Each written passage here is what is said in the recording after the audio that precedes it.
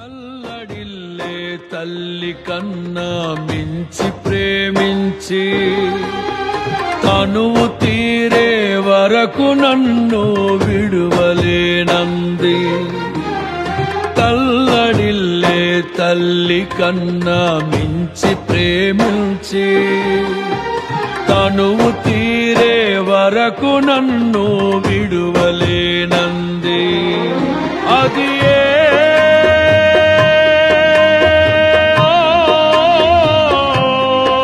నే గాయపరచిన వేళలో కన్నీరు కార్చిన ప్రేమగా నులివెచ్చనైనా ఒడికి చేర్చి ఆదరించిన ప్రేమయే నీ గుండెలో నన్ను చేర్చిన నీ అమరమైన ప్రేమయే నీ గుండెలో నన్ను చేర్చిన నీ అమరమైన ప్రేమయే. ఊహకందని ప్రేమలోన భావమే నీవు హృదయమందు పరవశించు గానమే నీవు.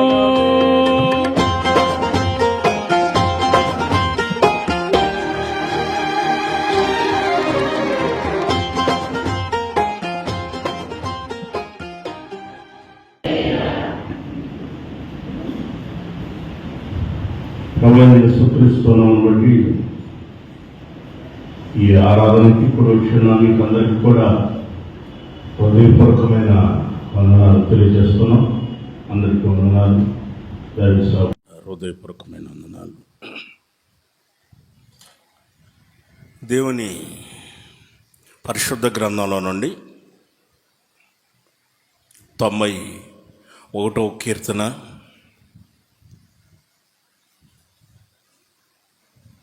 కీర్తనల గ్రంథం 91.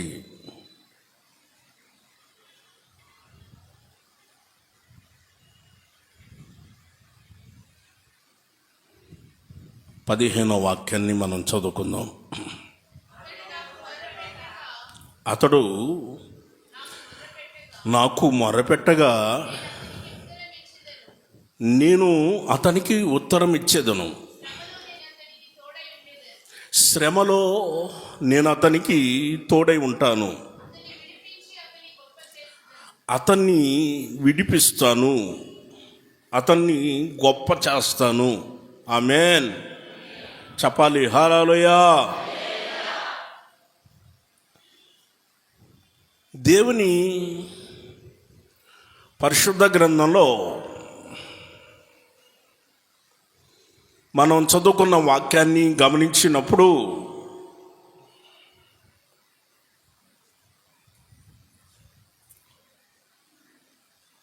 దేవుడు మనకు తెలియచేస్తున్న యొక్క మాట,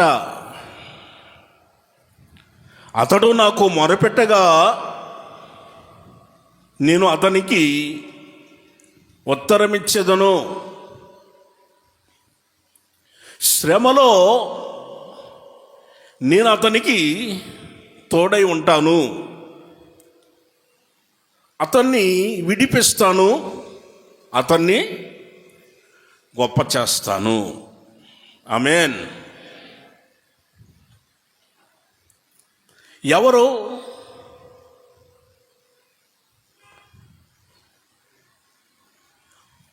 ఎవరు ఎవరు మొరపెట్టినప్పుడు ఆయన ఉత్తరం ఇస్తానంటున్నాడు. ఎవరికి శ్రమలో తోడే ఉంటానని ప్రభు ఆయన వాగ్దానం చేస్తున్నాడు. మరి విడిపిస్తానంటున్నాడు, గొప్ప చేస్తానంటున్నాడు. ఎవరిని? 91వ కీర్తన మొదటి వాక్యం. మహోన్నతుని చాటున నివసించువాడు సర్వశక్తుని యొక్క నీడను విశ్రమించువాడు. ఆమేన్. హల్లెలూయా. పరిశుద్ధ గ్రంథంలో మనం చదువుకున్న వాక్యాన్ని గమనించినప్పుడు మహోన్నతుడైన దేవుడు మన ప్రభు ఎవరో మహోన్నతుడు. మహోన్నతుని చాటున నివసించిన వాళ్ళు, సర్వశక్తి కలిగిన దేవుని యొక్క నీడలో విశ్రమించిన వాళ్ళని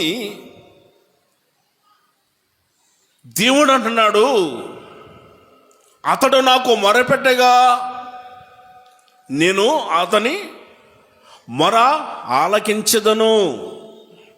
శ్రమలో నేను అతనికి తోడై ఉంటాను, అతన్ని విడిపిస్తాను, అతన్ని గొప్ప చేస్తాను అని.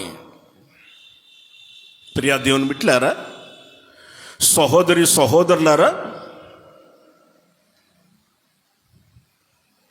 మహోన్నతుడును మహాగణుడును పరిశుద్ధుడును నిత్య నివాసై ఉన్న మన ప్రభు యెషయా గ్రంథంలో నేను చెప్పే మాటలు మీకు అక్కడ కనిపిస్తాయి. 57వ అధ్యాయం 15వ వాక్యాన్ని మనం గమనించినప్పుడు అక్కడ రాయబడి ఉన్న మాట,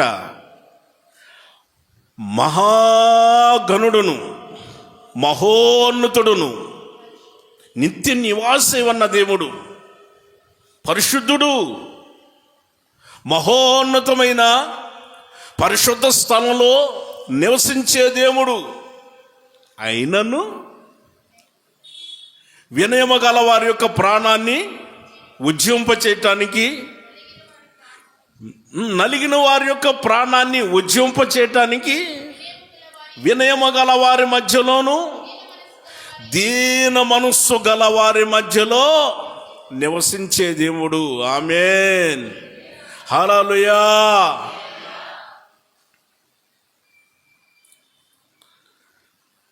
మన ప్రభు ఎవరు అనంటే ఆయన మహోన్నతుడు, మహాగణుడు, పరిశుద్ధుడు, నిత్య నివాసై ఉన్న దేవుడు, మనం ఆరాధిస్తున్న దేవుడు. ఆయన ఎవరైతే నలిగిపోయి ఉన్నారో, సమస్యల చేత నలిగిపోయి ఉన్నారో వారి యొక్క ప్రాణాన్ని ఉజ్జింపచేస్తున్నాడు. ఎవరైతే వినయము కలిగి ఉంటున్నారో వారి ప్రాణాన్ని ఉజ్జింపచేస్తున్నాడు. దీన మనస్సు గలవారు ఉన్నారే, వినయము కలిగిన వారు, దీన మనస్సు కలిగిన వారు ఉన్నారే, వారి దగ్గరికి వచ్చి నివాసం చేస్తానంటున్నాడు. ఆమేన్, గట్టిగా చెప్పాలి హల్లెలూయా.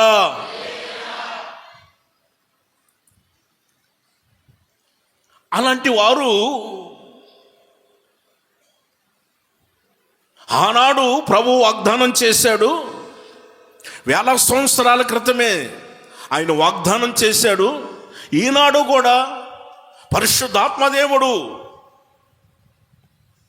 మనకు తెలియచేస్తూ ఆయన మనతో చెబుతున్న మాట, అతడు నాకు మొరపెట్టగా నేను అతనికి ఉత్తరమిచ్చేదను, శ్రమలో అతనికి తోడై ఉండేదను, అతన్ని విడిపిస్తాను, అతన్ని గొప్ప చేస్తాను.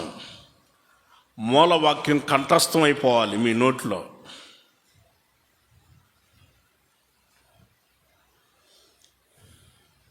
ఒక్కసారి ఆ వాక్యాన్ని చదివిన తర్వాత ఆ వాక్యం మనకొక్కసారిగా ఆ వాక్యం ఒక్కసారిగా మనకు వచ్చేసేయాలి, కంఠస్థం అయిపోవాలి.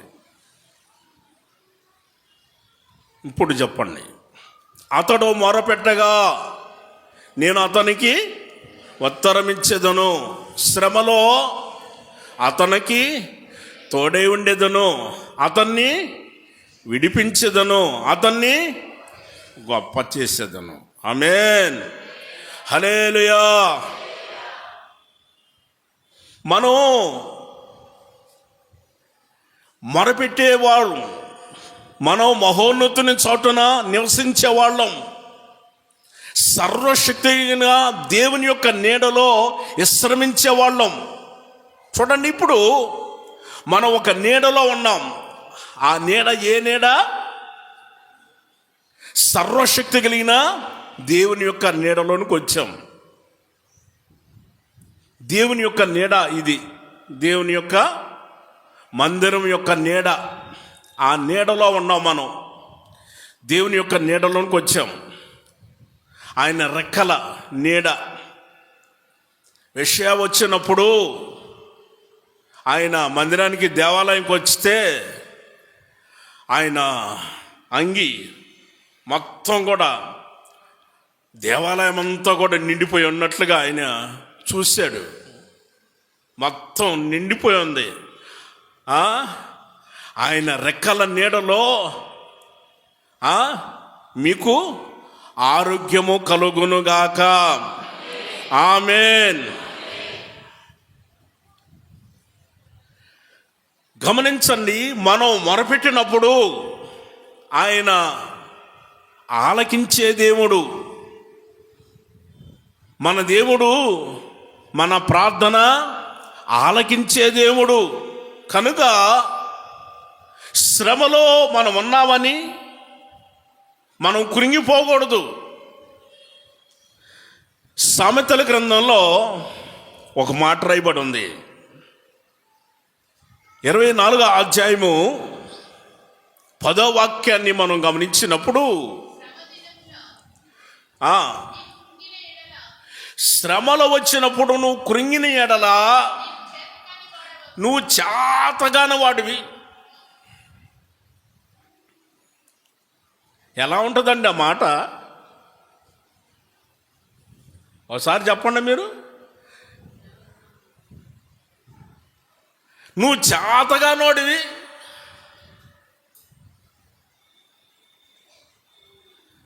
అనంటే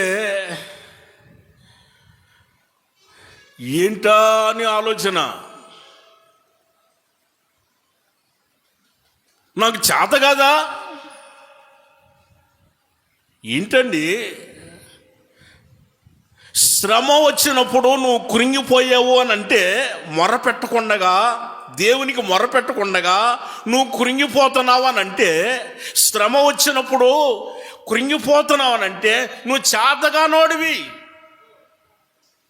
శ్రమ వచ్చినప్పుడు మనం ఏం చేయాలి? దానియేలు ఉన్నాడు, ప్రార్థనాపరుడు. ఆయన ఎలాంటి వాడు? ఒక ప్రార్థనాపరుడు. ఆయన దానియేలు నిత్యము ప్రార్థన చేస్తాడు, ప్రతిరోజు ప్రార్థన చేస్తాడు. ఆయన ఒక ప్రాముఖ్యమైన వ్యక్తి. దేశంలోనే, రాజ్యంలోనే రాజుగారి దగ్గర ప్రాముఖ్యమైన ఒక వ్యక్తి. అలాంటి ప్రధానుడు, ప్రాముఖ్యమైన వాడు, అతని మీద ఒక నిందలు వేసి ఆయన తీసుకొని వెళ్ళి సింహాల గుహలో వేశారు. సింహాల గుహలో వేసినప్పుడు అతనికి చేతనైందని ఉపయోగించాడు. ఏంటది? కాదండి, మనకు చేతనైంది ఏంటి అని అంటే మోకరించి ప్రార్థన చేయటం. ఏంటి? మోకరించి మనం ప్రార్థన చేయటమే మనకు చేతనైంది. శ్రమలు వచ్చినప్పుడు, నిందలు వచ్చినప్పుడు, అవమానాలు వచ్చినప్పుడు, కష్టాలు వచ్చినప్పుడు, బాధలు వచ్చినప్పుడు, ఇరుకులు వచ్చినప్పుడు, ఇబ్బందులు వచ్చినప్పుడు మనకు చేతనైంది ఏంటి? మోకరించి ప్రార్థన చేయటం. ఇప్పుడు ఈయన తీసుకొని వెళ్ళి ఎక్కడ వేశారు? సింహాల గుహలో వేశారు. సింహాలు చాలా ఉండి, సింహాలు మీరు చూసారా? నన్ను కాదు అని చూస్తున్నారు. నేను సింహాలు చూసారా అని అన్నాను. చూస్తే చూసామని అన్నా, లేకపోతే లేదు. నన్ను చూస్తున్నారు. నేను సింహాన్ని కాదు. నేనేమో అడవి నుంచి తప్పించుకొని రాలా. నేను ముందే చెబుతున్నాను. చూడండి, సింహాలు జూ పార్క్ ఎప్పుడు వెళ్ళలేదా మీరు? వెళ్ళలేదా? జూ పార్కులో సింహం అంత దూరం ఉండగానే అని అంటుంటే ఇక్కడే చెమటలు పట్టేస్తాయి మనకి. చెమటలు పట్టేస్తే మనకి సింహాలు అంత దూరంలో ఉంటేనే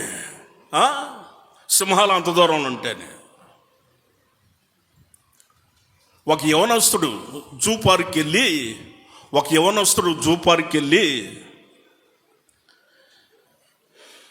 ఒకటి తీసుకొని వెళ్ళి, ఇదిగో నీ కోసమే, ఇదిగో తీసుకో తీసుకో తీసుకో, నీకే నీకే నీకే. బోన్లో ఉంది, బోన్లో ఉన్నప్పుడు ఇవ్వచ్చా? ఇవ్వకూడదు. అది సింహం, క్రూరమైన మృగం, అది క్రూరమైనది. ఇదిగో ఇదిగో ఇదిగో ఇదిగో అని ఇచ్చాడు. ఆ సింహం ఏం చేసింది? ఒకవేళ నా కోసం చెయ్యి చాపాడేమో అని చెప్పేసి ఇంతవరకు కట్ చేసుకుంది చెయ్యి. అయ్యో చెయ్యి చెయ్యి చెయ్యి చెయ్యి, నేను ఇచ్చిన ఇదే తీసుకోవాలి కానీ చెయ్యి తీసుకోకూడదనంటే చెయ్యి కూడా తీసేసుకుంది. మీకు అర్థమైందా? ఒక వ్యక్తి, ఒక యవనస్తుడు ప్రేమలో పడ్డాడు. ప్రేమలో పడి ప్రేమలేఖలు రాసి ఇదిగో ఇదిగో నా ప్రేమ, ఇదిగో ఈ లేఖలో ఉంది, ఇదిగో అని అంటే ఏం చేస్తుంది అమ్మాయి? లెటరే కాదు, ఇదిగో కోసేస్తుంది, కట్ చేస్తుంది. తెలియక ఇదిగో ఇదిగో ఇదిగో. Praise the lord. చెప్పాలండి హల్లెలూయా. జాగ్రత్త పడాలి. సింహాల దగ్గరికి వెళ్ళినప్పుడు కొంచెం జాగ్రత్తగా ఉండాలి. సింహాల దగ్గరికి వెళ్ళినప్పుడు కూడా జాగ్రత్తగా ఉండాలి. మనం ఎంత జాగ్రత్తగా ఉంటే అంత మంచిది.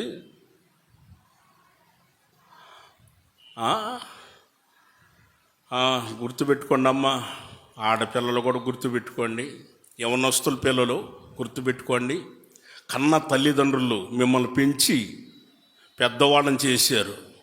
కన్న తల్లికి తెలుసు ఆ బాధ ఎలాంటిదో, కన్న తండ్రికి తెలుసు ఆ కష్టం ఎలాంటిదో. వాళ్ళు అంతా కష్టపడి పెంచిన తర్వాత వాళ్ళు రెక్కలు వచ్చినాయి కదా, ఇప్పుడు వాళ్ళ ఇష్టరాజ్యాలు, వాళ్ళు సెల్ ఫోన్లు వచ్చినాయి కదా అని చూసుకుంటున్నారు. ఏంటమ్మా చూస్తున్నారు? నన్ను కాదు, సెల్ ఫోన్లో చూసుకోవట్లా? సెల్ ఫోన్లో చూసుకొని ఆయన చూసుకుంటున్నారు. వాడు ఎవడో పరిచయం అయ్యాడంట, మన మందిరానికి వచ్చేవాళ్ళే, బయట వాళ్ళు కాదు, మన మందిరానికి వచ్చేవాళ్ళు. పరిచయం అయితే హాయ్ అమ్మాయిని అన్నాడంట, నిన్ను పువ్వులో పెట్టి చూసుకుంటానన్నాడు. అమ్మ పువ్వు ఎంత ఉందో నువ్వెంత ఉండవు, నువ్వు చెప్పు, నువ్వెంత ఉండవు, పువ్వు ఎంత ఉంది? వాడు అన్నాడు నిన్ను పువ్వులో పెట్టి చూసుకుంటానని అన్నాడు. నువ్వేమనాలి? ఒరే పనికిమాలినోడా, పువ్వు ఎంత ఉంది, నేనెంత ఉన్నాను రా నువ్వంటే, వాడు రెండోసారి నీకు ప్రేమ లేఖ ఇస్తాడా? నిన్ను పూలో పెట్టి చూసుకుంటానంటాడా? అనడు కదా. పూలో పెట్టి చూసుకుంటాడంట. అవ్వా, నన్ను పూలో పెట్టి చూసుకుంటాడంట. పూలో పెట్టి చూసుకుంటాడు కాదమ్మా, ముళ్ళల్లో పెట్టి చూసుకుంటాడు. నీకు తెలియట్లా, ఎక్కడో జరిగింది కాదు నేను చెప్పేది.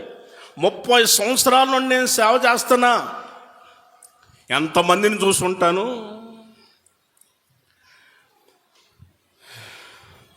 చక్కగా పెంచి పెద్ద చేస్తే వాడెవడో చెప్పాడని గుండెల్లో పెట్టి చూసుకుంటానంటే, పూలో పెట్టి చూసుకుంటానంటే ఆ అమ్మాయి నమ్మింది.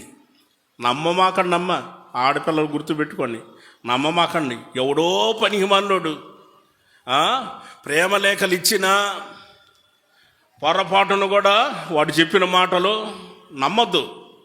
మీరు యేసయ్య మాట నమ్మండి. యేసయ్య నమ్మదగిన వాడు, మిమ్మల్ని ఆయన ఆశీర్వదిస్తాడు. ఆమేన్, హల్లెలూయా. ఆ అమ్మాయికి చెప్పేసరికి ఆ అమ్మాయి మురిసిపోయింది, చాలా మురిసిపోయింది. వాడు ఏం చేశాడో తెలుసా? ఫోటో దిగాడు. పెద్ద బిల్డింగ్ ఎవరిదో కట్టుకుంటున్నారు, ఆ బిల్డింగ్ దగ్గర ఫోటో దిగాడు. కారు, వైట్ కారు, కొత్త కారు కనపడితే ఆడ ఫోటో దిగాడు. బైక్ వచ్చింది కదా, ₹1,00,000 బైకు, ఆ బైక్ దగ్గర ఫోటో దిగాడు. ఆ ఫోటోలు పంపించాడు. ఆ అమ్మాయి చూసి, అబ్బా ఎంత పెద్ద బిల్డింగు, ఎంత పెద్ద కారు, తిరగటానికి కూడా బైకు, ఎంత బాగున్నది. తల్లిదండ్రులు చెప్పకుండా వెంటనే వెళ్ళిపోయి పెళ్లి చేసుకొని వచ్చారు. పెళ్లి చేసుకొని వచ్చిన తర్వాత మరి ఇంటికి తీసుకెళ్ళాలి కదా అబ్బాయి. ఎక్కడ తీసుకెళ్ళాడు తెలుసా? అమ్మ పాక, తాటాకులు పాక, రాజభవనం తెలుసా? దాని కిటికీలు లేవు, ద్వారబంధనాలు లేవు, ఫ్యాన్లు లేవు, ఏసీ కాదు ఫ్యాన్ కూడా లేవు. తాటాకులు పాక ఏంటి ఇక్కడ తీసుకొచ్చావు? మన పెద్ద బిల్డింగ్ మనదే కాదు, కారు మనది కాదు, బైకు కూడా మనది కాదు. ఇంటికి తీసుకొని వెళ్ళి కట్టెల పొయ్యి మీద అని ఊరుతుంది. గ్యాస్ కూడా లేదమ్మా, గ్యాస్ కూడా లేదు. ఇంటి దగ్గర ఏం ఏసీ రూము, మెత్తని బిడ్లు, ఆడ గ్యాసు. అమ్మా గ్యాస్ స్టవ్ మీద ఎంత చక్కగా బ్రతికిన బిడ్డ ఈ రోజున అని ఊది మొత్తానికి ఆ పొగ అంతా పడి మారిపోయింది.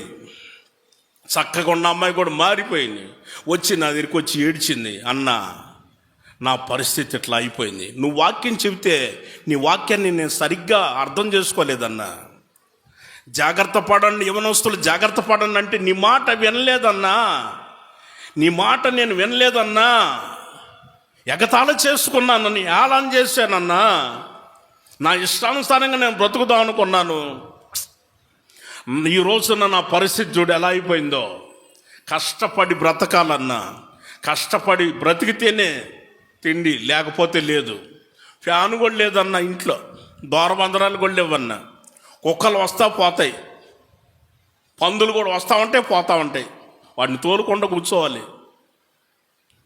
మా పరిస్థితి ఇలా అయిపోయిందన్నా అని ఆ అమ్మ ఏడ్చింది. అమ్మ జాగ్రత్తరా యవనస్తులు, ఎవడో ఫోన్లు చేశాడని ఆయన్ని వినొద్దు, మీరు జాగ్రత్తగా ఉండండి. ప్రైజ్ ది లార్డ్, గట్టిగా చెప్పాలి హల్లెలూయా. సెల్ ఫోన్లు వచ్చినాయి కదా, అందుకు చెబుతున్నా జాగ్రత్తలు పిల్లలకి. అమ్మా తల్లిదండ్రులు గుర్తుపెట్టుకోండి, పిల్లలకి మేము జాగ్రత్తలు చెబుతున్నాం. పెద్ద సెల్ ఫోన్లు వచ్చినాయి కదా. ఆ ఫోటో పంపించింది అమ్మాయి అబ్బాయికి, ఆ ఫోటో. అబ్బా ఏం చక్కగా ఉంది, అసలు మేకప్ వేసింది, బాగా మేకప్ వేసి కలర్ వేసి రాసి చక్కగా ఆ ఫోటో పంపించింది. వాడు మురిచిపోయాడు. ఏం అందం, ఏం సౌందర్యం, నేను ఎప్పుడు చూడలేదు, ఎంత సౌందర్యమా, ఎంత చక్కగా ఉన్నావని చెప్పేసి మాట్లాడుకొని పెళ్లి చేసుకుందామని మందిరంలో పరిచర్య చేసే పిల్లోడు వెళ్ళిపోయి దేవాలయంలో పెళ్లి చేసుకుంటున్నాడు. పోయి ఆ అమ్మాయి ముందే పోయి కూర్చొని అందట. చెబుతాను వినండి, ముందే పోయి కూర్చోంది. వీడు వెళ్ళిపోయిన తర్వాత తాలుబట్టి కూడా కట్టేశాడు, అయిపోయింది. మీరు ఇప్పుడు తిరగాలి కదా, వాళ్ళు తిరుగుతారు కదా. ఎన్ని అడుగులు?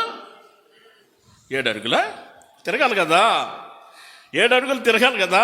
తిరిగేదానికి ఆ అమ్మాయి లేవట్లేదు. అబ్బాయి లేచాడు కానీ ఆ అమ్మాయి లేవట్లేదు. ఎందుకంటే 2 కాళ్ళు సన్నటి కాళ్ళు, 2 కాళ్ళు సన్నటి కాళ్ళు, లేచి నిలబడలేదు. 2 కాళ్ళు సన్నటి కాళ్ళు. ఆ అమ్మాయి అన్నది, నువ్వే తిరుగు, నువ్వు ఒక్కడే తిరిగి వస్తే సరిపోతుంది, నేను చెప్పానులే, ఆ సార్కి నేను చెప్పాను, నువ్వు తిరిగిరా అని చెప్పింది. వాడు ఒక్కడే తిరిగి వచ్చాడు. ఇప్పుడు ఎలా తీసుకుపోతున్నాడో తెలుసా అమ్మాయిని? 3 చక్రాలు. చెప్పండి అమ్మా, 3 చక్రాలు, నెట్టుడు బండి. వెనక ఉండి ఇప్పుడు నెట్టుకుండా తీసుకెళ్తున్నాడు. నెట్టేదానికి మాత్రం ఉపయోగించుకుంది. అమ్మ జాగ్రత్తలో నాయనా, మీరు కూడా జాగ్రత్త. ఆ ఫోటోలు చూసి మురిసిపోవద్దు నాయనా, ఫోటోలు చూసి మురిసిపోమాకండి. మనం ఎవరిని చూద్దాం? యేసయ్యను చూడాలి. Praise the lord. గట్టిగా చెప్పాలి హల్లెలూయా. యేసయ్యను చూద్దాం. మనకి చేతనైంది ఏంటి? శ్రమలు వచ్చినప్పుడు మనకి చేతనైంది ఏంటి? మనకి చేతనైంది ప్రార్థన. ఇప్పుడు సింహాల గుహలో వేసినప్పుడు సింహాలు వచ్చినాయి అనుకుంటూ వచ్చినాయి. అప్పుడు సింహాలను చూసి ఈయన గడగడ వణిగిపోలా, భయపడలా. ఏం చేశాడు? మోకరించి ప్రార్థనలో ఉన్నాడు. ఈయనకి చేతనైంది ఇదే, ప్రార్థన చేస్తున్నాడు. అప్పుడు దేవుడు ఏం చేశాడో తెలుసా? ఆయన ఒక దూతను పంపించాడు. ఆ దేవదూత వచ్చి, ఏయ్ నోర్మై, సింహాలు నోరు తెరిచినాయి కదా, నోర్మై.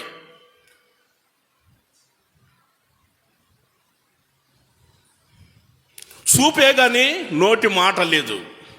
దానియేలు గ్రంథం 6వ అధ్యాయము 22వ వాక్యాన్ని మనం గమనించినప్పుడు ఆయన సాక్ష్యం ఇస్తున్నాడు. నేను నా దేవుని దృష్టికి నిర్దోషిగా కనపడితేని గనుక ఆయన తన దూతను పంపించి సింహాలు నాకు ఏ హాని కలుగు చేయనీకుండగా వాటి నోళ్ళు మూయించెను. ఆమేన్, ఆమేన్, హల్లెలూయా. ఏమ్మా, మిగిలిన చెప్పరా హల్లెలూయా అన్న? నా కోసం చెబుతారా మీరు? కాదు, మనం చేతులెత్తి హల్లెలూయా చెబితే మనకు మంచిది. చేతులెత్తి మనం హల్లెలూయా చెప్పాం అనుకోండి, ఇప్పుడు పైన ఇక్కడ అరటి పండు ఉంది, ఇక్కడ యాపిల్ పండు ఉంది, ద్రాక్ష పండ్లు ఉన్నాయి, ఇక్కడ జ్యూస్ ఉంది, అక్కడ కూల్ డ్రింక్స్ ఉన్నాయి, అమ్మ తినే అన్నీ ఉన్నాయి, అక్కడ ఉన్నాయి. మనం ఇంటి చేతులు ముడుచుకొని దిగిరా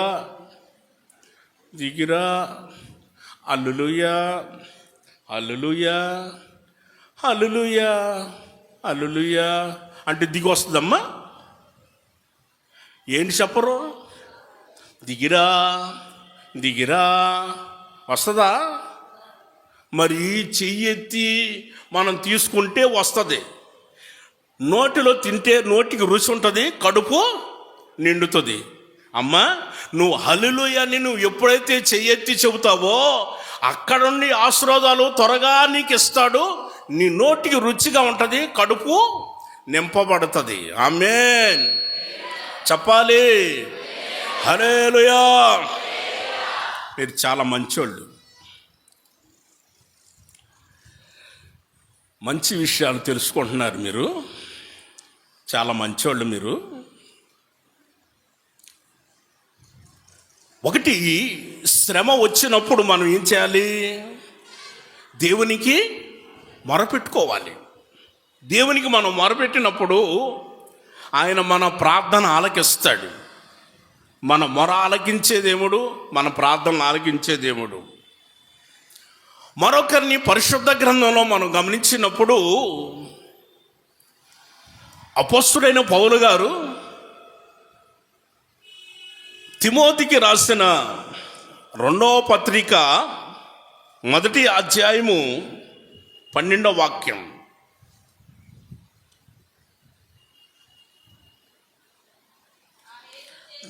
అవును, హాయేతు చేత ఈ శ్రమలు అనుభవించుతున్నాను కానీ నేను నమ్మిన వాణ్ణి ఎరుగుదును, నేను సిగ్గుపడను. అమ్మా చదువు. నేను ఆయనకు అప్పగించిన దానిని రాబోచున్న ఆ దినము వరకు ఆయన కాపాడగలడని రుడిగా నమ్ముచున్నాను. ఆమేన్ చెబుదాం హల్లెలూయా.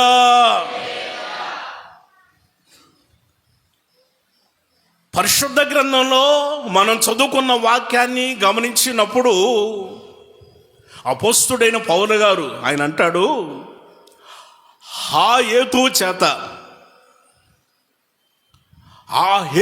చేత ఈ శ్రమలు అనుభవిస్తున్నాను అని అన్నాడు. ఏ హేతువు? యేసయ్య మన కొరకు ఆయన ఎంత శ్రమ పడ్డాడో, లేఖనాల ప్రకారంగా ఆయన ఈ లోకానికి రావటం జరిగింది, లేఖనాల ప్రకారంగా ఆయన సిలువేయబడటం జరిగింది, లేఖనాల ప్రకారము ఆయన మరణించటం జరిగింది, లేఖనాల ప్రకారము ఆయన సమాధి చేయబడటం జరిగింది, లేఖనాల ప్రకారము మృత్యుంజయుడై 3వ దినమున ఆయన లేపబడెను. ఆమేన్. చెప్పండి హల్లెలూయా. ఆ హేతువు చేత ఈ శ్రమలు అనుభవిస్తున్నాను నేను. గమనించారా?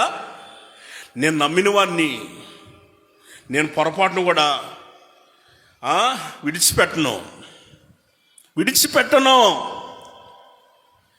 నేను ఆయన ఖచ్చితంగా ప్రకటిస్తాను. నేను సిగ్గుపడను.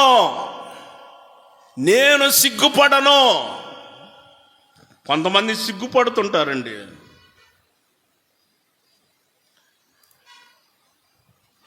కొంతమంది సిగ్గుపడుతుంటారు. నేను సిగ్గుపడను, ఎందుకంటే నేను ఆయనకు అప్పగించాను అంటాడు. నేను ఆయనకు అప్పగించిన దానిని ఆ దినము వరకు ఆయన కాపాడుతాడని నేను రుడిగా నమ్ముచున్నాను అన్నాడు. ఈయనేం అప్పగించాడు? ఆయనకి దేవునికి అప్పగించాను అన్నాడు కదా, ఈయనేం అప్పగించాడు? ఏంటండి ఈయన ఏం అప్పగించాడు? దెస్సలోనికి రాసిన మొదటి పత్రికలో చెబుతాడు ఆ విషయాన్ని. 5వ అధ్యాయంలో 23వ వాక్యంలో, సమాధానకర్తకు దేవుడే మిమ్మల్ని సంపూర్ణంగా పరిశుద్ధపరచును గాక, ఆత్మయు జీవమును శరీరమును మన ప్రభువైన యేసుక్రీస్తు యొక్క రాకడ యందు నిందారహితముగా ఉన్నట్లుగా, సంపూర్ణంగా ఉన్నట్లుగా ఆయన కాపాడుబడునుగాక. ఆమేన్. మనం ఏం అప్పగిస్తున్నాము? ఆయన ఏం అప్పగించాడు ఆ రోజున? ఆయన ఏం అప్పగించాడు చెప్పండి. ఒకటి ప్రాణం, ఆత్మ, జీవం, ఇవన్నీ కూడా ఆయనకు అప్పగించాడు, దేవునికి అప్పగించాడు. అప్పగించినప్పుడు ఆయన కాపాడుతాడు. దేవునికి మనం అప్పగించుకోవాలి, మనం అప్పగించేయాలి, ఆయనకి అప్పగించేసేయాలి. మనకు ఈ లోకంలో అనేకమైన శ్రమలు వస్తాయి. ఆ హేతువు చేత ఈ లోకంలో మనకి శ్రమలు వస్తాయి. ఒక రోజున అపోస్తుడైన పౌలు గారిని ఆయన సువార్త ప్రకటిస్తున్నాడండి.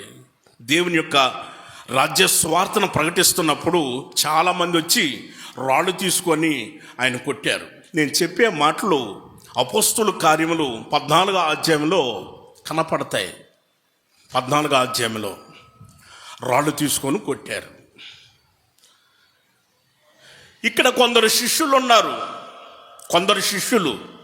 వారు ఏం చేస్తున్నారు? శిష్యులందరూ వచ్చారు, వాడు దూరంగా ఉండి చూస్తున్నారు. జరిగేదంతా కూడా దూరంగా ఉండి చూస్తున్నారు. పౌలు గారు చనిపోయాడని ఆయన ఏం చేశాడో తెలుసా? కుక్కను కానీ ఊరు బయటికి ఈడ్చుకుంటూ పోయి ఊరి చివరన పడేశారండి. అక్కడ రాస్తున్నమాట, కుక్కని ఈడ్చుకుంటూ పోయి ఊరి చివరన పడేశారు. ఊరి చివరన పడేస్తే ప్రభు ఆయన బలపరిచాడు, బాగు చేశాడు, కనుక మరలా లేచాడు ఆయన. ఇప్పుడు శిష్యులందరూ కూడా కలత చెందారు, కలవరపడుతున్నారు. కొత్తగా వచ్చారే సేవకి, వాళ్ళు కలవరపడుతున్నారు, చాలా కలవరపడుతున్నారు. ఓరి బాబోయ్, పచ్చని చెట్టుకి ఎంత గతి పట్టింది.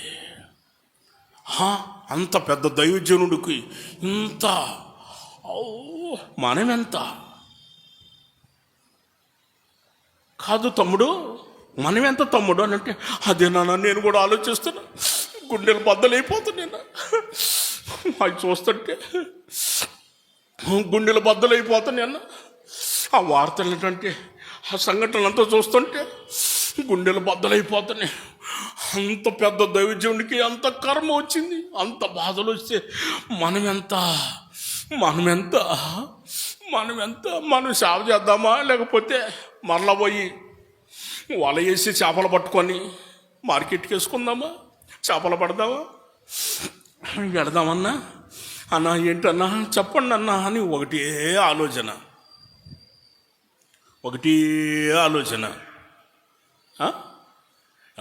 చేస్తున్నారు. భయంకరమైన ఆలోచన చేస్తున్నారు వాళ్ళు. పౌలు గారు వచ్చాడండి 22వ వాక్యాన్ని, అపోస్తుల కార్యములు 14వ అధ్యాయము 22వ వాక్యం. శిష్యుల యొక్క మనస్సుని దృఢపరిచి మీరు విశ్వాసమందు నిలకడగా ఉండాలి. అనేకమైన శ్రమలు అనుభవించిన తర్వాత మనము దేవుని రాజ్యంలో ప్రవేశిస్తాము. ఆమేన్ చెప్పాలి. హల్లెలూయా. కొంతమంది అంటారు, మేము రక్షించబడ్డాము, ఇంకా మాకు క్రీస్తునందు ఆనందమే ఆనందం, పరమానందం, ఆనందం, ఇంకా ఆనందం ఎల్లప్పుడూ ప్రభువునందు ఆనందించుడి, ఎల్లప్పుడూ ఆనందించుడి అని చాలామంది ఆలోచిస్తున్నారండి. అపోస్తుడైన పౌలు గారు శిష్యుల యొక్క మనస్సును దృఢపరిచాడు. వారి యొక్క మనస్సును దృఢపరిచి అంటాడు, శిష్యులారా, సహోదరులారా, అనేకమైన శ్రమలు అనుభవించిన తర్వాతనే దేవుని రాజ్యంలో ప్రవేశించేది. ఓరకనే దేవుని రాజ్యానికి వెళ్ళిపోతాం అని కాదు, ఇక్కడ శ్రమలు అనుభవించాలి. ఆమేన్ చెప్పాలి. హల్లెలూయా. అవి శ్రమలంటే అని చూస్తున్నారు.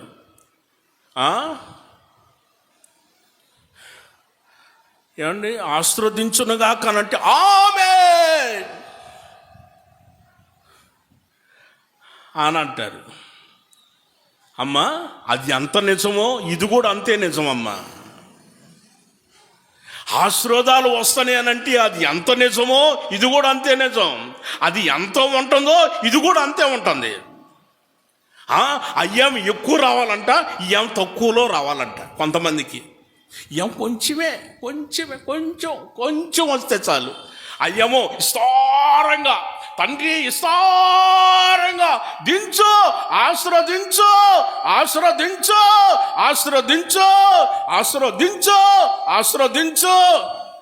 పూటకి ప్రార్థన, రోజు ప్రార్థన, దేవుణ్ని ఇసిగించి ఆశీర్వదించు,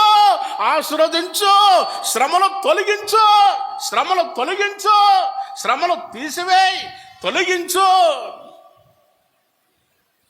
ఏమో తొలగించాలంట, అవి మాత్రం విస్తారంగా వచ్చి కూర్చోవాలంట. కాదమ్మా, బైబిల్ గ్రంథం అలా చెప్పలా. ఇవి ఎంతో అవి కూడా అంతే సమానంగానే ఉంటాయి. అవి ఎంత ఉంటాయో ఇవి కూడా అంతే ఉంటాయి. అసలు కాదండి, మనిషి పుట్టింది దేనికి కాదు. మీకు ఒక విషయం తెలుసా? మనిషి పుట్టింది దేనికి? తినటానికా? తినటానికా? మనిషి పుట్టింది దేనికి? అందమైన వస్త్రాలు, అందమైన వాహనాల్లో తిరగటానికి, అందమైన భవనాల్లో నివసించటానికా? మనిషి పుట్టింది దేనికి? వాక్య ప్రకారంగా యోబు గ్రంథం 5వ అధ్యాయం, యోబు గ్రంథం 5వ అధ్యాయము 6-7 వచనాలు. శ్రమ ధూళిలో నుండి పుట్టదు, బాధ అనేది భూమిలో నుండి మొలవదు. నిప్పురవలు పైకి ఎగురినట్లుగా నరులు శ్రమ అనుభవించేదానికే పుట్టుచున్నారు. ఆమేన్ చెప్పాలి. హల్లెలూయా. వాతావరణం ఏంటో చల్లబడిపోతుంది. ఎంత వేడి, బయట చూస్తే ఎంత వడగాలి, ఎంత వేడి, ఎంత వడగాలి, ఎంత వేడిగా ఉంటే ఇక్కడ మాత్రం చల్లగా ఉన్నాయి వాతావరణం. చూడండి, శ్రమ ధూళిలో పుట్టదు, బాధ అనేది భూమిలో మలవదు. ఇప్పుడు నరులు ఎందుకు పుట్టారు? శ్రమ అనుభవించేదానికి. నాకే వచ్చినాయి శ్రమలు, ఈ కష్టం నాకే వచ్చినాయి. పక్కింటోళ్ళకి చెప్పి, ఎదురింటోళ్ళకి చెప్పి, వాళ్ళకి చెప్పి, దాని పోయేవాడిని కూడా పిలిచి, ఇన్ని శ్రమలు వచ్చినాయి, ఇన్ని కష్టాలు వచ్చి నన్ను ముక్కు పిండి పిండి ఎంత లావన అయిపోయింది. ముక్కు అంటే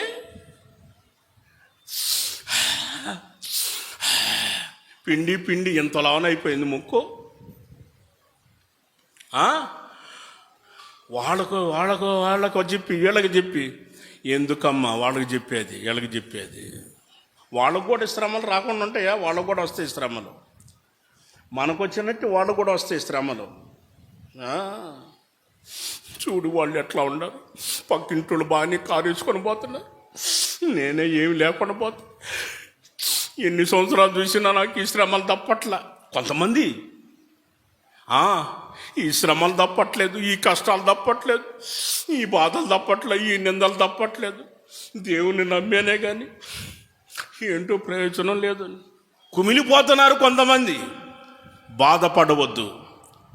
ప్రభు ఈరోజు వాగ్దానం చేశాడు, శ్రమలో నేను అతనికి తోడై ఉంటాను. ఆమేన్ హల్లెలూయా. శ్రమలో మనకు తోడే ఉంటాడమ్మా. అయ్యా, శ్రమలో మనకు తోడే ఉంటానని చెప్పాడు, విడిపిస్తానన్నాడు, గొప్ప చేస్తానంటున్నాడు. మన ప్రభు గొప్పవాడు. ఆయన గొప్పవాడు కాబట్టి ఆయన చేసే కార్యాలు కూడా మన ఎడల అవి గొప్పగానే ఉంటాయి. ఆమేన్ హల్లెలూయా. అవి గొప్పగానే ఉంటాయి. ఇప్పుడు శిష్యుల యొక్క మనసును దృఢపరిచి ఓరకనే వాళ్ళు అనుకుంటున్నారు, వాళ్ళు ఏమనుకుంటున్నారంటే ఇంకేముంది, ఆనందం, సంతోషం. ఏమి వెళ్తున్నారండి ఓసన్నా మినిస్ట్రీ సేవకులు తెల్ల బట్టలు వేసుకొని బైకుల మీద పోతున్నారు, బైక్ మీద పోతున్నారు, కారులో తిరుగుతున్నారు. ఏం పోతున్నారండి? కారు అండి, వైట్ కారు, వైట్ కారులో బైక్ మీద. అసలు 30 సంవత్సరాల క్రితం మా బ్రతుకు చూసారా? 30 సంవత్సరాల క్రితం నిడుబ్రోలో 15 మంది వచ్చేవాళ్ళు, నిరుపేద విశ్వాసులు. చెయ్యాడితే కానీ డొక్కాడదు వాళ్ళకి. ఆ రోజుల్లో 5 పైసలు ఉన్నాయి, 10 పైసలు ఉన్నాయి, 20 పైసలు ఉన్నాయి. పెద్దవాళ్ళు చెప్పండి, ఉన్నాయా లేవా?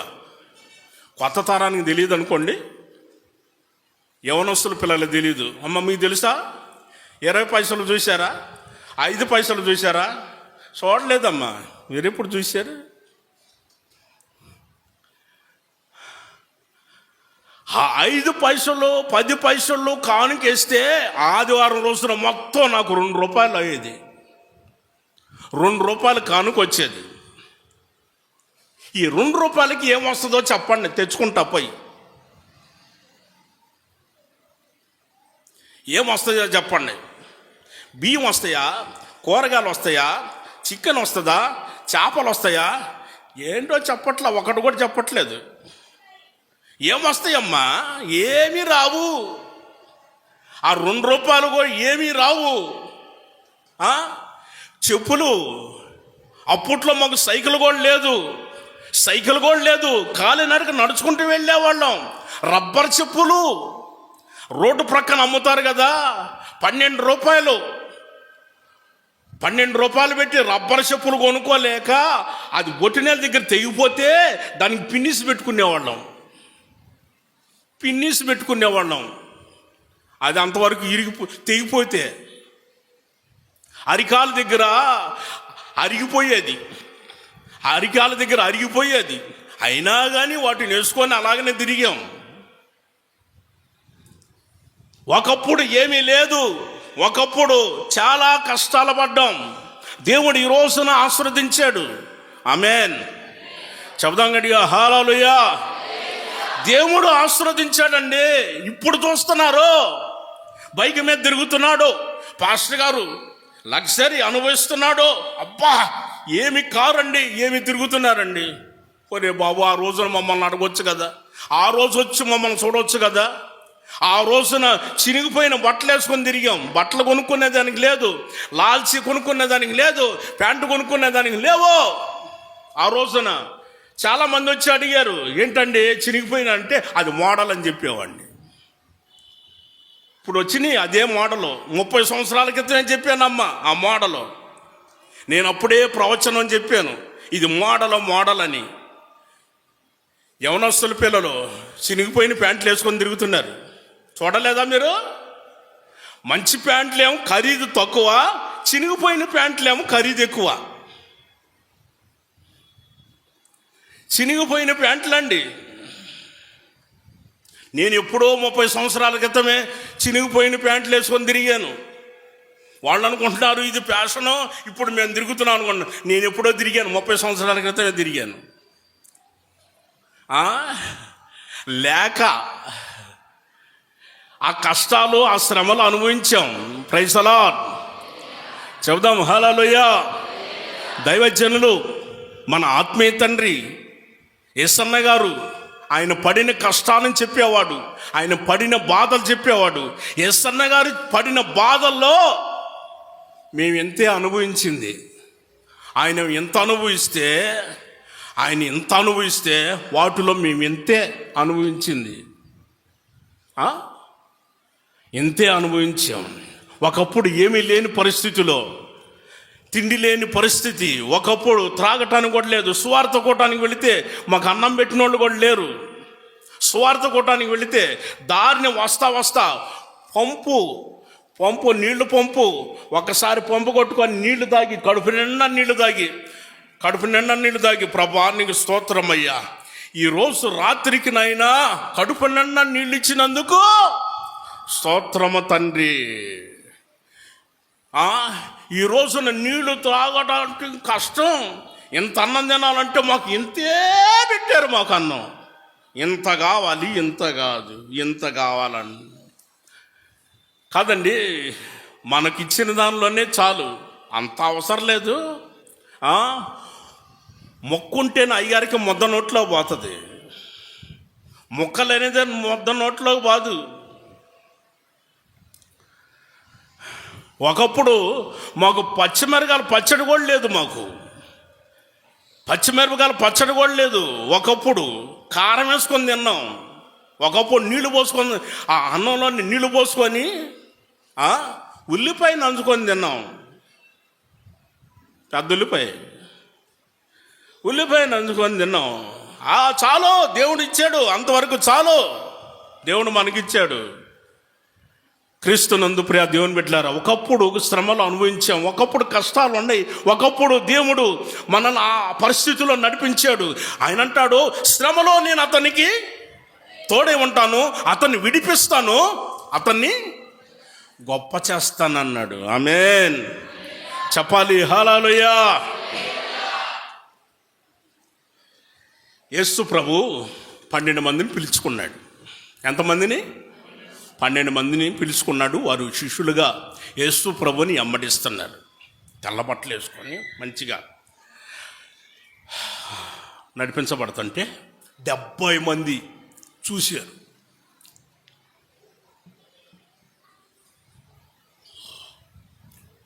వాళ్ళు ఏం సేవ చేస్తున్నారండి, అబ్బా మైకి తీసుకొని ఏం పాట పాడుతున్నారండి వాళ్ళు, అబ్బా ఏం ప్రసంగాలు చేస్తున్నారండి వాళ్ళు ప్రార్థన చేస్తుంటే అద్భుతాలు జరుగుతున్నాయి, పాట పాడుతుంటే జనాలు హృదయాలు కదిలిపోతున్నాయి, ప్రసంగం చేస్తుంటే జనాలు ఆశ్చర్యంగా చూస్తున్నారు. ఎక్కడ మీటింగ్ పెట్టినా వేల మంది లక్షల మంది జనాలు వస్తున్నారు. మనం కూడా సేవకి వెళదాం. ఎస్ఐయా మేము కూడా సేవకు వస్తామయ్యా, ఉద్రేకంతో వచ్చారు, మేము కూడా సేవకు వస్తామయ్యా, మేము కూడా సేవకు వస్తామనంటే సరే రమ్మన్నాడు. 70 మంది కూడా వచ్చారు, సేవకు వచ్చిన తర్వాత యేసు ప్రభు ఇట్లానే కూర్చోబెట్టి ప్రసంగం చేస్తున్నాడు. శిష్యులారా వినండి, నా శరీరాన్ని తిని నా రక్తం త్రాగిన వాడే నిత్య జీవము కలిగిన వాడు అని యేసు ప్రభు ప్రసంగం చేశాడు. 12 మంది బాగానే కూర్చొని ఉన్నారు, 12 మంది ఆలోచనలో ఉన్నాడు. ఆయన శరీరాన్ని తినాలా, ఆయన రక్తాన్ని తాగాల,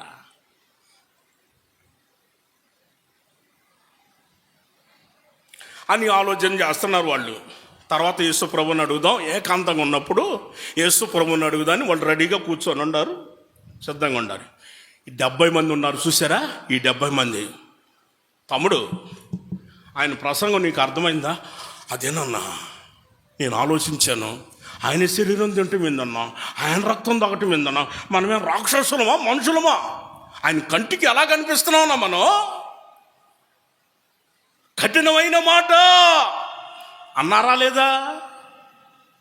ఏంటమ్మా యోహాను సువార్త ఆరాధ్యానమ్మా నేను చెప్పేది, యోహాను సువార్త ఆరాధ్యంలో నేను చెప్పే మాటలు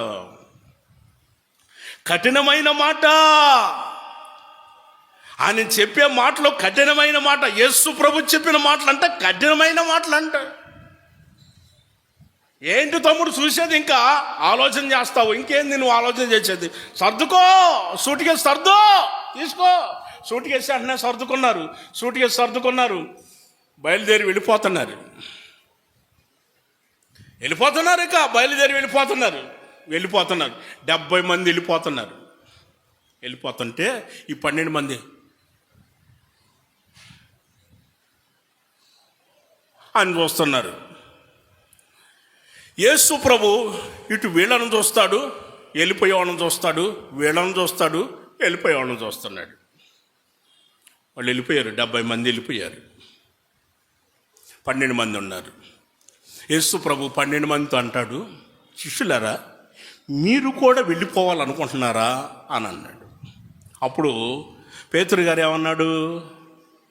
అయ్యా మేము ఎక్కడికి వెళతామయ్యా, నీ మాటలు నిత్య జీవపు మాటలు గలవు. దేవునికి స్తోత్రం చెప్పాలి. ఇంకోసారి చెప్పండి, హల్లెలూయా. నేను ఈరోజు కొద్దిగా మాటలు కొంచెం మీకు కొద్ది మాటలు చెప్పాలని ఆశపడుతున్నాను. దేవుని యొక్క మాటలు మీకు కొంచెం చెప్పి బలపరచాలి. ఇంత అన్నం పెడితే ఎవరైనా ఒప్పుకుంటారా? ఎవరైనా సరే చెయ్యి ఎత్తి చూపించండి, మీ పేరు రాసుకుంటాను. నేను అన్ని చోట్ల చెబుతాను, ఫలానామ ఆమె చెప్పింది ఇంత అన్నం పెడితే చాలు అన్నది అనా, ఇంత అన్నం పెడితే సరిపోతుంది అన్నాడు ఆయన. ఎవరైనా సరే ఎంత అన్నం ఎవరైనా పెడితే ఒప్పుకుంటారా? ఒప్పుకోరు. ఎంత అన్నం పెట్టాలి, ఎంత అన్నం పెడితే చాలు, ఓకే చాలు అని అంటాడు. ఇప్పుడు నేను అంత దూరం నుండి వచ్చాను, ఇంత అన్నం పెట్టిపోవటం మంచిది కాదు. ఇప్పుడు బలమైన ఆహారం పుష్టిగా సమృద్ధిగా పెట్టాలని మా ఆశ. ఆమేన్. చదువు గట్టిగా హల్లెలూయా. కనుక ఆ దేవుని మాటలో మీరు ఒకసారి వినండి. మీరు కూడా వెళ్ళిపోవాలనుకుంటున్నారా అని అంటే ఏమన్నారు? నిత్య జీవపు మాటలు కలిగిన వాడవయ్యా, మేము ఎక్కడికి వెళతామయ్యా, మేము ఎక్కడికి వెళతామని అన్నారు. వాళ్ళు వెళ్ళలేదు, వాళ్ళు ఇక్కడే ఉన్నారు. ఎన్ని శ్రమలైనా, ఎన్ని కష్టాలైనా, ఎన్ని బాధలు వచ్చినా కానీ వాళ్ళు అలాగనే నిలబడిపోయారు. ఉద్రేకంతో వచ్చారే. సేవండే సేవ, సేవ సేవ సేవ సేవ. మేము కూడా సేవ చేస్తున్నాం. సేవ అండి, సేవ సేవ చేస్తున్నాం, మేము కూడా సేవ చేస్తున్నాం, సేవ అనుకుంటూ వచ్చారు. ఏమండి, కష్టాలు వచ్చినప్పుడు, శ్రమలు వచ్చినప్పుడు, ఇరుకులు వచ్చినప్పుడు, ఇబ్బందులు వచ్చినప్పుడు చలో ఏంటంటే చెప్పరా, చలో ఇంటికి, ఇంటికి చలో ఇంటికి. ఎవరి ఇళ్ళకి వాళ్ళు వెళ్ళిపోయారు. 70 మంది వెళ్ళిపోయారు. వెళ్ళిపోయిన వాళ్ళు మరలా తిరిగి వచ్చినట్లుగా ఎక్కడైనా ఆనవాళ్ళు మీకు కనిపించాయా? 4 సువార్తల్లో, మత్తయి సువార్త, మార్కు సువార్త, లూకా సువార్త, యోహాను సువార్త, 4 సువార్తల్లో ఎక్కడైనా సరే 70 మంది పోయినోళ్ళు తిరిగి వచ్చినట్లు కానీ, ఒక్కరైనా సరే తిరిగి వచ్చినట్లు కానీ కనిపించారా? మీకు ఎవరికైనా అడ్రస్ తెలుసా? వాళ్ళ అడ్రస్ ఏమన్నా మీకు తెలుసా? నేను 30 సంవత్సరాల నుంచి బైబిల్ చదువుతున్నాను. 30 సంవత్సరాలను బైబిల్ చదువుతున్నాను. నేను కూడా చెప్పలేను, వాళ్ళ అడ్రస్ తెలీదు. వాళ్ళు వెళ్ళిపోయారు, వెళ్ళిపోయినట్టుగానే ఉండారు. వాళ్ళు వెళ్ళిపోయారు.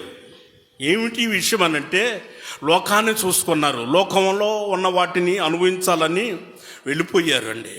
కాదండి, శ్రమలు వచ్చినప్పుడు ఆ శ్రమలో నిలబడితే నువ్వు చేతనైన వాడు అవుతావు. నువ్వు శ్రమలో నిలబడలేదు అని అంటే చేతగానవాడివి. చేత కాదు, నీకు చేతగానవాడివి. మనకు చేతనైంది ఏంటో తెలుసా? ప్రార్థన చేయటం. ప్రైజ్ ది లార్డ్ చెప్పాలి. హల్లెలూయా. ప్రార్థన చేసి, ప్రార్థన దేవుని దగ్గర మనం ప్రార్థన చేయాలి.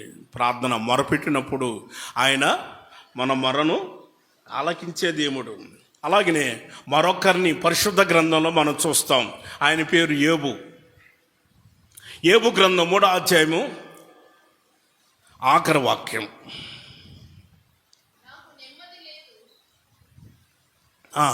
ఆయన అంటాడు, నాకు నెమ్మది లేదు, నాకు సుఖం లేదు, నాకు విశ్రాంతి లేదు, నాకు శ్రమయే నాకు సంభవించింది.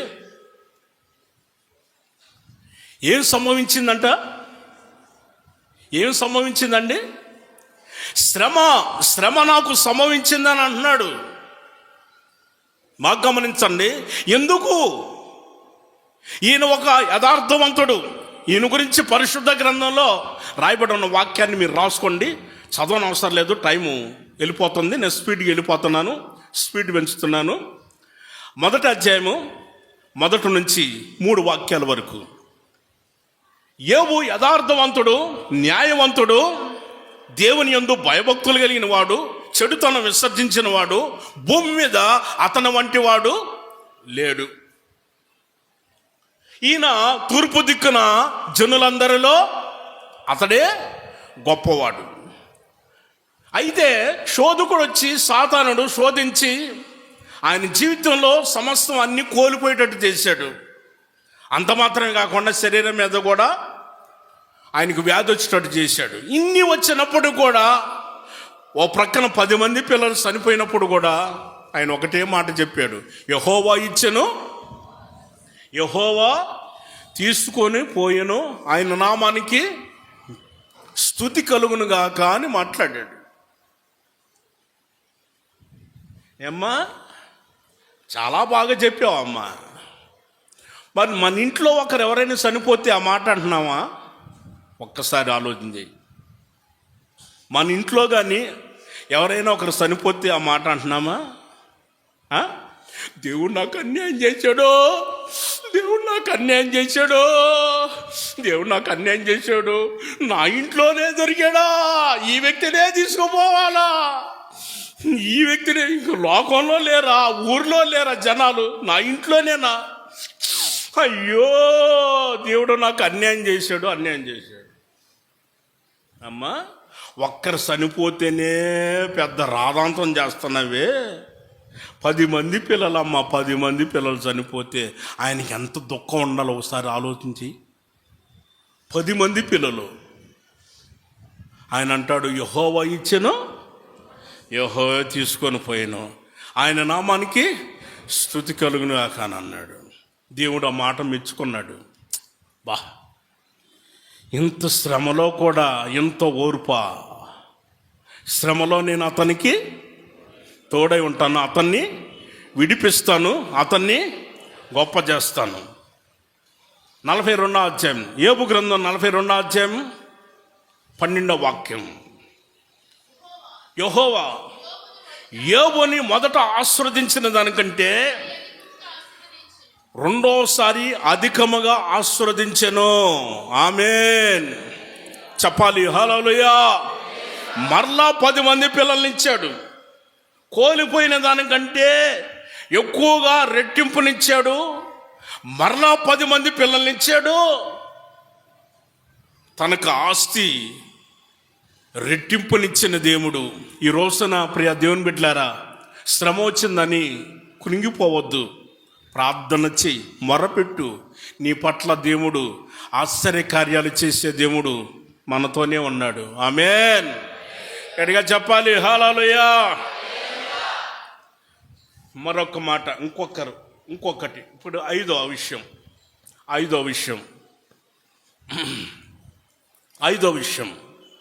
ఐదవదిగా ఏమిటానంటే, సమయంలో రాసిన మొదటి గ్రంథం 1వ అధ్యాయము 10-11 వచనాలు.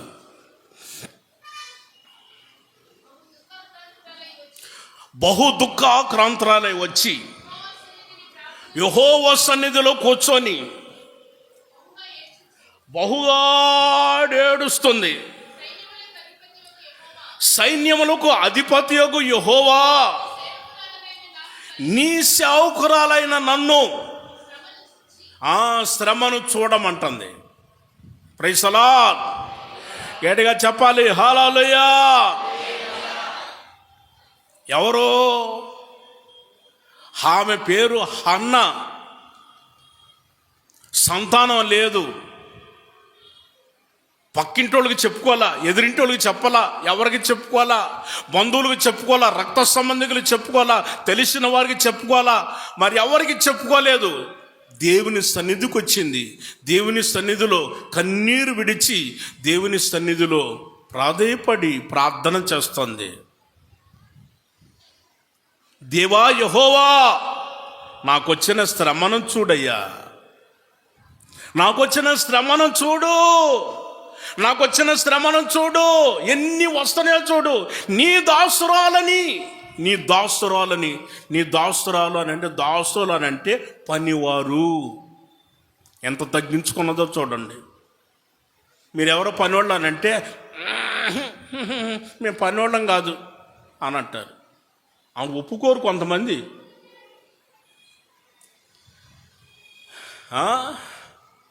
దాసులు అని అంటే పనివారు. ఆమె తగ్గించుకున్నది, హన్నా తగ్గించుకున్నది, దేవుని దగ్గర ప్రాధేయపడుతుంది. అయ్యా, ఒక్క మగ పిల్లవాడిని అయ్యా, నా శ్రమను చూడయ్యా, ఒక్క మగ పిల్లవాడిని అయ్యా, నీ సేవ కోసం ఇచ్చేస్తానయ్యా. ఇవ్వు తండ్రి అని ప్రార్థన చేస్తే శ్రమను చూసిన దేవుడు వెంటనే ఏం చేశాడు? 20వ వచనం, ఆ అధ్యాయం పూర్తి కాకమునిపే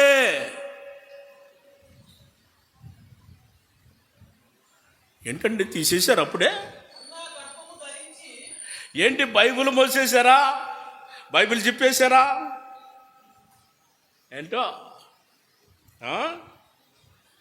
అమ్మా, ఇప్పుడు ఈ చెమటకి భరించలేకపోతే అక్కడ ఉంటుంది, అక్కడ మహా కష్టం, మామూలు కష్టం కాదు. అక్కడ ధనవంతుడు పోయి ఉన్నాడు. ఎక్కడా నీళ్లు లేవు.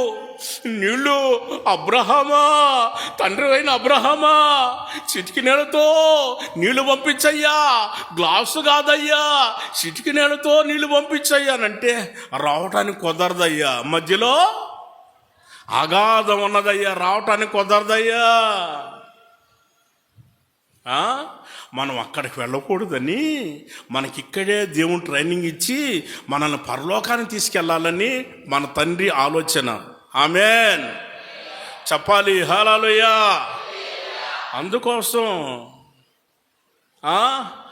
అందుకోసం పౌలు గారు ఏమన్నాడు?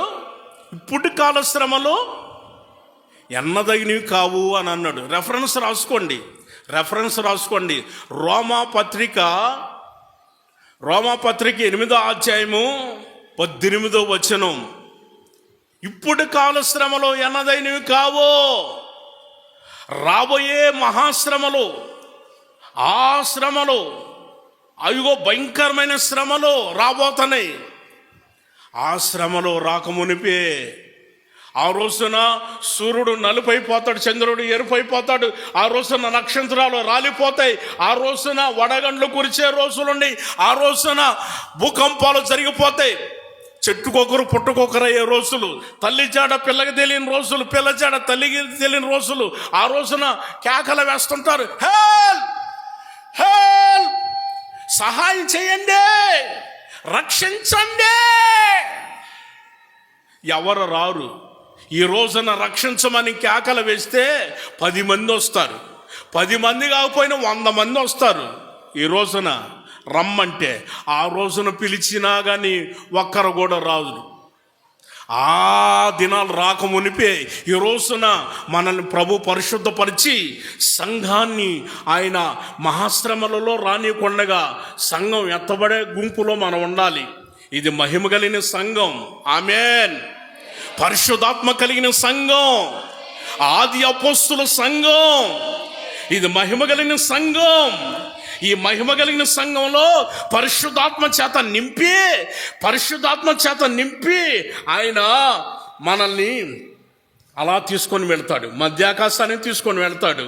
నేను చెప్పే మాటలన్నీ ప్రకటన గ్రంథంలో ఉంటాయి. జరగబోయే విషయాలు ఆయన అలా తీసుకొని వెళ్ళి ఇక్కడ మహాశ్రమలో అనుభవించినట్టు చేస్తాడు. ఎవరైతే నమ్మలేదో, ఇంకెవరైతే లోకానుసారంగా జీవిస్తున్నారో వాళ్ళకి ఇక్కడ శ్రమలో, అక్కడ 7 ఏండ్లు పెండ్లి విందు మధ్యాకాశంలో, ఇక్కడేమో మహాశ్రమలు. ఆ మహాశ్రమలో పాలు పొందకూడదనే ఈ కష్టాలు, ఈ బాధలు. ఏమండి, ఒక పక్కన నడుముకు పోటీలు వేసాం, తల నిలబడకపోతే తలకు పోటీలు వేసామా లేదా? తల నిలబడట్లేదు. ఎంతసేపు అని ఉంటుంది? ఏంటండి ఈ బాధ, ఈ ప్రయాసం, ఈ కష్టం ఏంటి? పోటీ చేసాం, నడువు నిలబడట్లేదు, మరి ఇదేం చేద్దాం? పోటీ చేసాం. ఎన్ని కష్టాలు, ఎన్ని బాధలు. ఏమండి, ఎందుకో తెలుసా? మనమందరం దేవుని రాజ్యంలో ఉండాలి. ఆమేన్. ప్రభు మిమ్మల్ని ఆశీర్వదించునుగాక, మీ కుటుంబాలను ప్రభు దీవించునుగాక, మీకు విస్తారమైన ఆశీర్వాదాలు, దీవెనలు ప్రభు కలుగు చేయునుగాక, దేవుని రాజ్యంలో ఒక్కొక్కరిని ప్రవేశింపచేయునుగాక, ఈ పరిచర్యను మరింతగా దేవుడు ఆశీర్వదించునుగాక, సేవకులకు మంచి ఆరోగ్యాన్నిచ్చి ప్రభు బలపరిచి వాడుకొనుగాక, ప్రభు అన్ని విషయాలలో ప్రభు ఘనపరుచునుగాక, సంఘస్థులను సంఘ పెద్దల్ని ప్రభు దీవించునుగాక, ప్రతి కుటుంబాలను ప్రభు ఆశీర్వదించునుగాక, ఈ వాక్యం దేవుడు అందరి హృదయాలలో ఫలింపచేయునుగాక. ఆమేన్. ఓకే, తలలోంచండి, ప్రార్థన చేసుకుందాం. దయచేసి దేవుని మందిరంలో అడుగుపెట్టిన ప్రతి ఒక్కరు, దేవుని మాటలు విన్న ప్రతి ఒక్కరు మోకరించగలిగిన వారు దయచేసి మోకరించండి.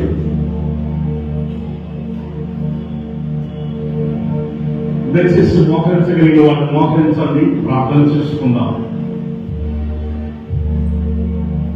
ఈనాడు ఈ దినాల్లో జరిగే ప్రతి విషయాన్ని కూడా గమనించిన వాడు మన ప్రభు. మన జీవితంలో కలవరంతో నిండి ఉంటే, ఆవేదనతో నిండి ఉన్నప్పుడు, మనకు వచ్చిన శ్రమను చూసిన దేవుడు ఈ రోజున మనతో ప్రభు మాట్లాడాడు. ఆయన మాట్లాడిన ప్రతి మాట ఒక శ్రేష్టమైన మాట. అతడు నాకు మొరపెట్టగా నేను అతనికి ఉత్తరమించగలను, శ్రమలో నేను అతనికి తోడై ఉంటాను, అతను విడిపిస్తాను, అతన్ని గొప్ప చేస్తాను. ఈ రోజున ప్రియమైన సహోదరుడా, దేవుని బిడ్డ, దేవుడు నిన్ను ప్రేమించాడు. ఆయన నేను ఎంతగానో కరుణించిన దేవుడు, కాపాడుచున్న దేవుడు, నీ పట్ల గొప్ప కార్యాలు చేయాలని ఉద్దేశించిన దేవుడు నీతో మాట్లాడుతూ వచ్చాడు. ఒక శ్రేష్టమైన మాటలు ప్రభు అనుగ్రహించారు. శ్రమ మన జీవితాల్లో వచ్చినప్పటికీ ఆయన మనకు తోడే ఉండే దేవుడు. శ్రమ వచ్చినప్పుడు మనం కృంగిపోకూడదని ఈరోజు మనతో మాట్లాడుతూ వచ్చారు. దానియేలు ప్రార్థనా పరుడు. ఆయన ఎప్పుడు ప్రార్థన చేసేవాడు, దేవునికి మొరపెట్టేవాడు. ఆయన ఎప్పుడు కృంగిపోలేదు. ఆయన చేతనైంది ప్రార్థన చేయడం. సింహాల గుహలో ఆయన వేసినా కానీ పొరపాటును కూడా ఆయన బాధపడలేదు. సింహాల గుహలో ఉన్నప్పుడు పొరపాటును కూడా కలత చెందలేదు. సింహాల గుహలో ఉన్నప్పుడు ఏ రోజున భీతి చెందలేదు, కలత చెందలేదు. ఆయన ఎంతైనా నమ్మదగిన వాడు. ఆయన వైపు చూశాడు దానియేలు, ప్రార్థన చేస్తున్నాడు. సింహాలలో వహించిన దేవుడు, సింహాలలో వహించిన దేవుడు, కాపాడిన దేవుడు.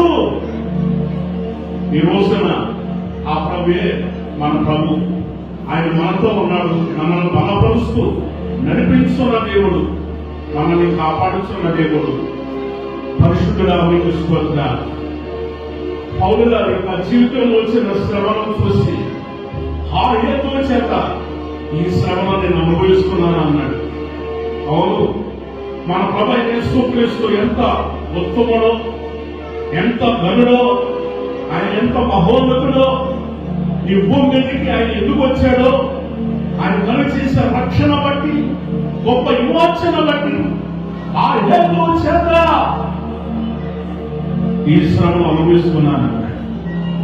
మన జీవితంలో వచ్చిన శ్రమలకు బాధపడవసరం లేదు. ఎన్నో శ్రమలు వస్తాయి, అన్నిటిని ఓర్చుకుందాం. ప్రభు రాకడ వరకు స్థిరంగా నిలబడదాం. ఆయన ఒక్కొక్కరిని కూడా ఆయన ఆ విధంగా స్థిరపరచాలని కోరుకున్నాడు. కనుక ఏ యొక్క జీవితంలో కూడా నెమ్మది లేదు, సుఖం లేదు. నా జీవితంలో విశ్రాంతి లేదు, శ్రమయే నాకు సంభవించిందని మాట్లాడాడు. ఆయన జీవితంలో అలాంటి శ్రమలో కూడా దేవుడు అతన్ని విడిపించాడు, గొప్ప చేశాడు. ఏ యొక్క జీవితంలో గొప్ప చేసిన దేవుడు ఈ జీవితంలో కూడా గొప్ప చేయాలని కోరుకున్నాడు. అదిగో హన్న దేవుని నీకు వచ్చి మొరపెట్టింది. ఆమె యొక్క శ్రమను చూస్తున్న దేవుడు ఆమెను విడిపించిన దేవుడు, ఆమెను గొప్ప చేశాడు. ఆమె యొక్క జీవితంలో చక్కటి మోకలవాన్ని ఇచ్చాడు, చక్కటి మోకలవాన్ని ఇచ్చాడు.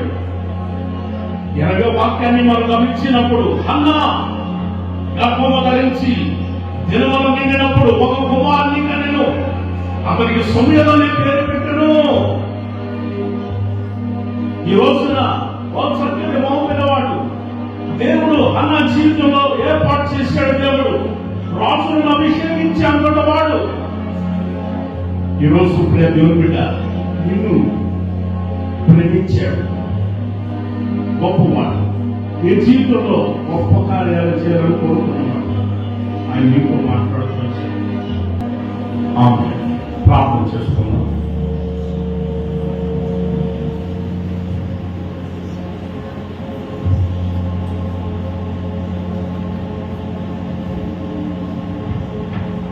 మహోన్నతుడు మహాగరుడ పరిశుద్ధుడు మీ ఘనమైన అద్భుతమైన నామాన్ని బట్టి స్తోత్రం చెల్లిస్తున్నాం స్వామి. గడిచిన కాలం అంతా ప్రభావం మీ ఆరోగ్యకరమైన రెక్కల నీడలో మమ్మల్ని అందరినీ భద్రపరిచి కాపాడినందుకు స్తోత్రం చెల్లిస్తున్నాం. ఈ పాద సన్నిధిలో నన్ను ఆత్మతో సత్యమతో ఆరాధించడానికి అల్పులైన మా జీవితాలను కృపచేత ఎన్నుకొని ఏర్పరచుకొని సత్తుగల సంఘంలో మంచిగా తోటలో పరిశుద్ధుల సహవాసంలో మమ్మల్ని అందరినీ ఐక్యపరిచినందుకు కృతజ్ఞతాస్తుతులు చెల్లిస్తున్నాం స్వామి. స్తోత్రం అయినా మేము ఆశించి ప్రార్థించిన రీతిగా ఇప్పుడు దినపు ఆరాధనలు మీరు ఆశీర్వాదకరంగా జరిగించినందుకు స్తోత్రం. ప్రారంభం నుండి ముగింపు వరకు ఆత్మస్వరూపిగా పరిశుద్ధాత్మ దేవుడుగా మీ సేవకులను బలపరిచి అనేక విషయాలు మీరు మాకు తెలియపరిచి ఆధ్యాత్మిక జీవితంలో మరలా మమ్మలను పురిగొల్పినైనా పనులు జీవింపజేసినందుకై మరొకసారి మీకు కృతజ్ఞతాస్తుతులు చెల్లిస్తున్నాము స్వామి. ఆశించి వేగిరపడి వచ్చిన ప్రతి ఒక్కొక్కరిని నిండారుగా మీ మందిరంలో ఉన్న దీవెనల చేత మీరు తృప్తిపరిచినందుకై వందనాలు చెల్లిస్తున్నాము స్వామి. మీరు ఆత్మ సమీపిస్తున్న కడవరి దినాలలో విశ్వాస యాత్రలో ఎదురవుతున్నటువంటి నైనా శ్రమల్లో మేము ఏ విధముగా స్పందించి మీ ఎందుకు నైనా సమీపస్తులుగా మార్చబడవలేదో అనేక మంది భక్తుల జీవితాల ద్వారా మీరు మాకు తెలియపరిచినటువంటి అనేక అద్భుతమైన సంగతులను బట్టి మరొకసారి వందనాలు చెల్లిస్తున్నాం స్వామి. నిలవబెట్టి ప్రభా పరిశుద్ధాత్మ యొక్క ఆలోచనల చేత మీరు సెలవించిన వాకులను బట్టి వందనాలు తండ్రి. నాకు మొరపెట్టుకొని నీకు ఉత్తరమే చెప్పారు, శ్రమలో అతనికి తోడై ఉంటానని అతన్ని విడిపించి గొప్ప చేసేదనని అభయమిచ్చిన వాకులను బట్టి మరొకసారి వందనాలు చెల్లిస్తున్నాం.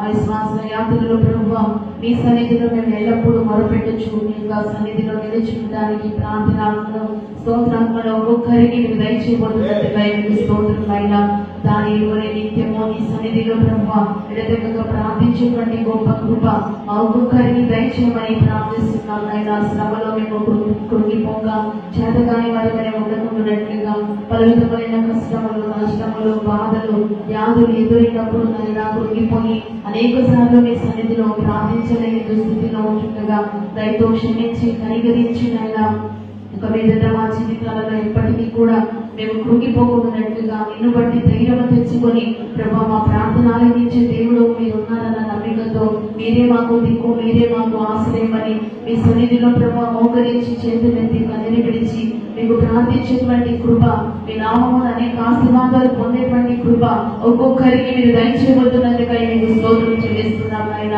అనేక సార్లు ప్రార్థించలేక అపవాదిని చోటించి అనేక సమస్యల పాల్గొంటుండగా దైవ యొక్క పొరపాట్లన్నిటినీ క్షమించి నూతన పరిచి మీ వాక్యము ద్వారా నూతనమైన జీవితం చేయడానికి ప్రతి ఒక్కొక్కరికి మీరు కృప చూపబోతున్నందుకై మీకు స్తోత్రం చెల్లిస్తున్నాం.